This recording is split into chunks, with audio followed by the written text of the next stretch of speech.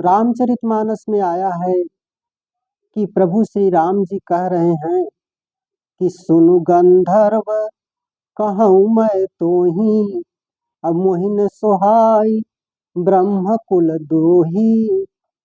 मोहिन सोहाई ब्रह्म कुल द्रोही, यानी कि ब्राह्मण कुल का जो द्रोही हो, ब्राह्मण कुल से जो बैर करता हो वह मुझको अच्छा नहीं लगता। और आगे क्या कह रहे हैं, आगे कह रहे हैं कि मन क्रम वचन कपट तजी, अजो कर भूसुर से, यानी मन कर्म और वचन से कपट को त्याग करके, यानी कपट न रहे आपके अंदर, बिना कपट के निष्कपट हो करके मन से, वाणी से और कर्म से क्या करो, जो कर भूसुर सेव। भूसुर कहा जाता है भू, भू माने जमीन, पृथ्वी, सुर माने देवता, यानी पृथ्वी पर के जो देवता हैं उनकी सेवा करो। कैसे? मन क्रम वचन कपट तज, जो कर भूसुर सेव। भूसुर सेव का मतलब, भूसुर सेव पृथ्वी पर के देवता, और पृथ्वी पर देवता कौन है? ब्राह्मण। ब्राह्मण को पृथ्वी का देवता कहा जाता है। तो आगे कहते हैं कि मोहि समेत बिरंच शिव बसता के सब देव। अगर जो मन वाणी और कर्म से ब्राह्मण की सेवा करता है तो होता क्या है, उसका फल क्या मिलता है कि मोहि समेत, यानी प्रभु श्री राम स्वयं और उनके समेत कौन? बिरंच शिव, बिरंच माने ब्रह्मा, और शिव शंकर जी, और आगे कह रहे हैं बस ताके सब देव, और जितने भी देवता हैं सब जो है उसके बस में हो जाते हैं। तो अगर ब्राह्मण की सेवा करने से ब्रह्मा, राम और शंकर जी और सारे देवता बस में हो जाए तो फिर अन्य देवी देवता ईश्वर की आराधना करने की क्या जरूरत है।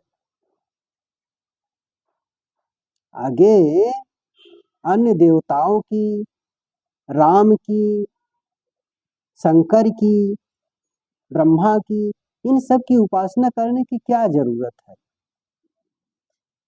सीधा सीधा ब्राह्मण की सेवा कर ली जाए और सारे देवता शंकर, ब्रह्मा, राम सब बस में हो जाएंगे। फिर क्यों लोग इधर उधर भटक रहे हैं, ब्राह्मण की सेवा करें। और आगे कहते हैं ब्राह्मण के बारे में कि सापत तापत परुष कहंता, अविप्र पूज्य असगावहि संता।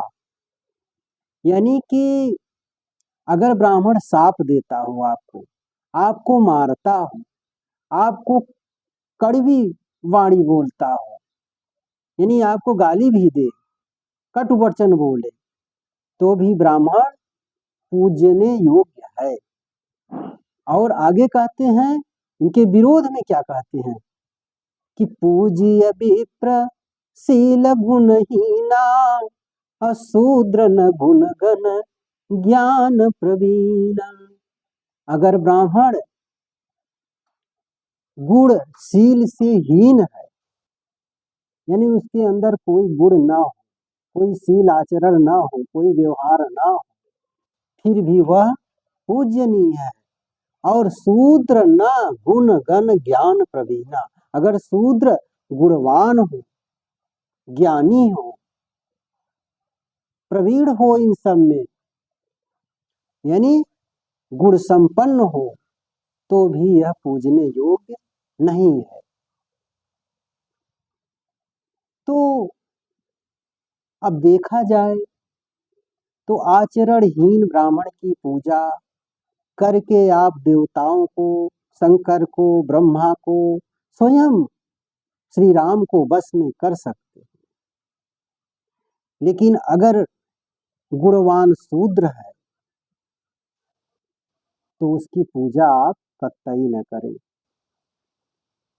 क्या तुलसीदास इतने बड़े विद्वान होकर जिन्होंने प्रभु के बारे में बालकांड में ही लिखा कि बिनु पग चलई सुनई बिनु काना कर बिनु कर्म करहि विधि नाना आनन रहित सकल रस भोगी अविन वाणी वक्ता बड़ जोगी ग्रहई ध्यान बिनु वासय शेषा